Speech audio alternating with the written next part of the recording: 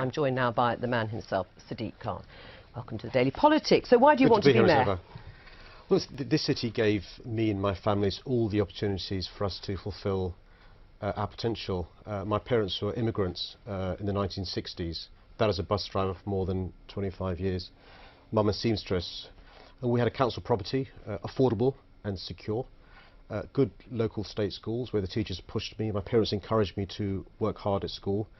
An affordable university education. My brother had a very good apprenticeship as a motor mechanic. All of us were able to fulfill our potential because of the wonderful opportunities that this city gave us. And I want to give something back. I think I've got the energy, the enthusiasm and the love of this city and the ideas, Joe. And I want to give something back. I want to solve some of the problems today's Londoners face, because my worry is, I worry about today's children of a bus driver, I worry about today's children of a seamstress, I worry about today's young people who may have the skills and the grades to go to university but can't, or want to be a motor mechanic but haven't got the apprenticeship. So you're saying that your personal story, the fact that you have progressed and benefited from the things you've just outlined, that's what will make you a good mayor?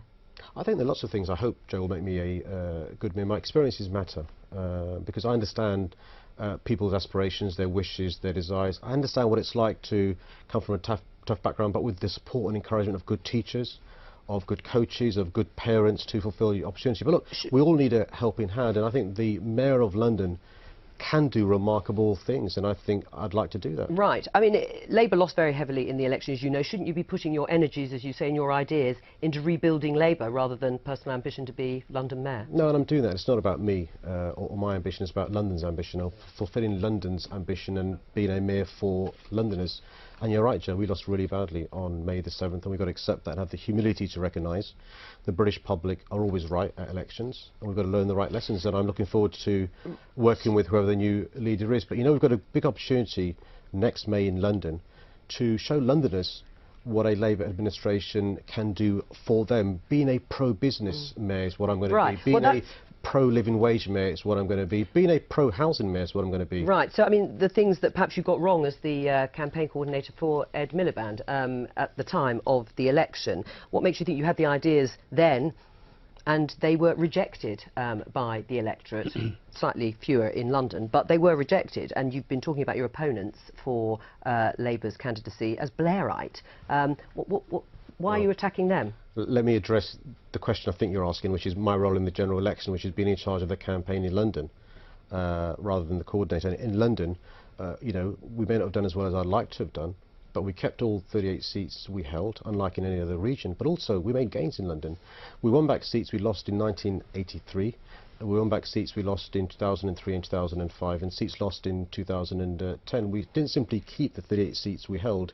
We won an additional 7, some from the Tories, some from the Liberal Democrats. And that was by listening to Londoners, what their concerns were, going door to door, street to street, church to church, mosque to mosque. Of course I want to do even better, Joe, but one of the lessons I learned during that campaign is Londoners are desperate for London's ambition to be fulfilled. They need decent homes, they want decent jobs, well, on homes, they want a decent NHS, and I think I can address some of those concerns. On housing, do you support the government's extension of the Right to Buy scheme for 1.3 million families and housing associations? I think the government's making a big mistake, Joe. Let me tell you why.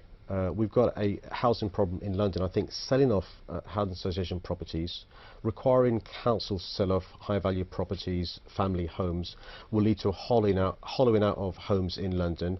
And what I'd like to see is, if it's the case that the government does require social homes to be sold off, you've got to build one before you sell one. And I'll be putting out an amendment to the housing bill saying, if you're going to sell a property, you must replace it like for like in the same area. That way we'll still have, you know, families living in communities who come from different backgrounds, different ethnicity, different socioeconomic class, and that leads to a better London. I don't want London to be like Manhattan or like Paris. Where do you stand on the mansion tax? Was that a terrible idea?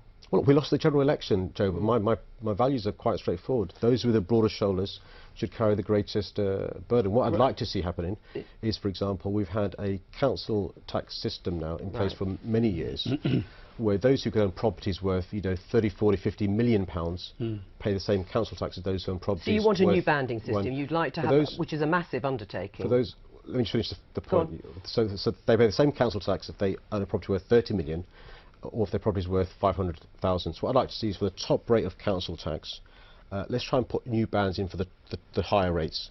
So, for example, somebody who owns a property worth 30 million pays a bit more council tax than somebody whose property is worth £1 million.